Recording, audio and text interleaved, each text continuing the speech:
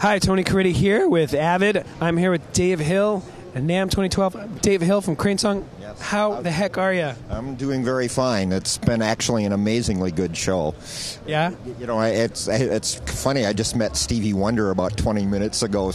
His tech grabbed me and said, Stevie, you want to meet this guy? He uses that plugin that we use all the time on your vocal.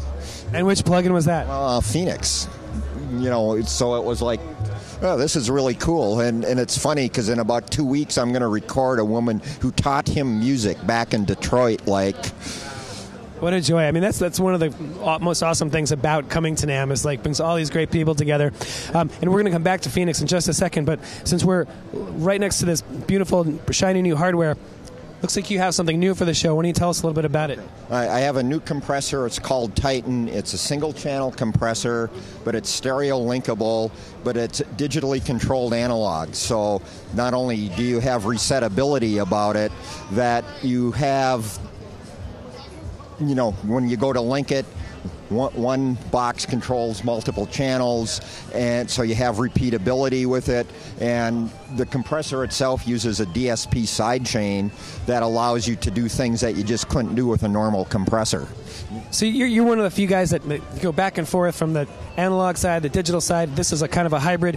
Why would you do, considering what you can do with DSP and your expertise with, DSP compression and dynamics, why would you do an analog? What are the things you can do in these analog processors that you don't get with the digital stuff? Well, you know, it's the analog world, it's about a sound. In this compressor, it's the audio path's a discrete Class A audio path, you know, and it's done with surface mount, so there's, you know, a learning curve to get there to do that.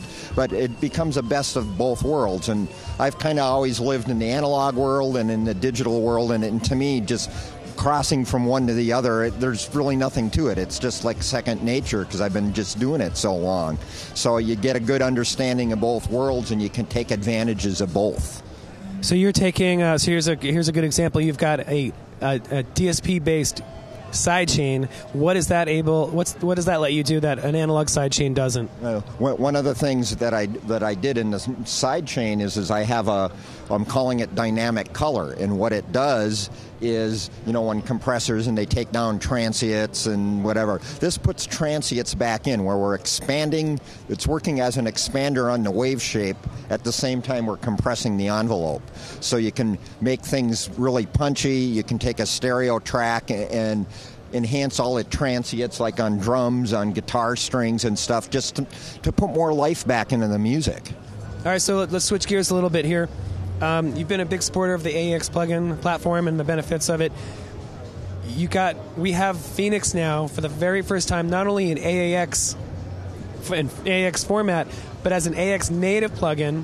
So all of our non-DSP customers, all the guys that are not on HDX or not on TDM, they can use this. Pro Tools 10 customers can now use Phoenix as a native plugin. Was that a hard thing to accomplish, or just was it an easy transition? Well, there's two parts to that. I'm an assembly language programmer. So when you get into chips and DSP writing an assembly code, that's my world. It's very comfortable for me. To get to this had to be written in C++, so it was a big transition. And I figured out and bought a little development board so I could write in C code, and got Phoenix to work on that, you know, in a crude form. And then I have a really good C programmer. The guy's brilliant. His name is Nick, who works with me. So then I give him my crude C code, which is working plug-in code, and then he turns it into the format so it actually works in the AAX world. And the reality is it's a much better development environment. It was a lot easier to work with. And in the process of things that we learned along the way from doing heat and other things, we were able to make Phoenix run with a 10 dB lower noise floor than the TDM version, maintain the same harmonic structure that the TDM version had, and still make it so it will run native and also run DSP, you know, in the AAX world.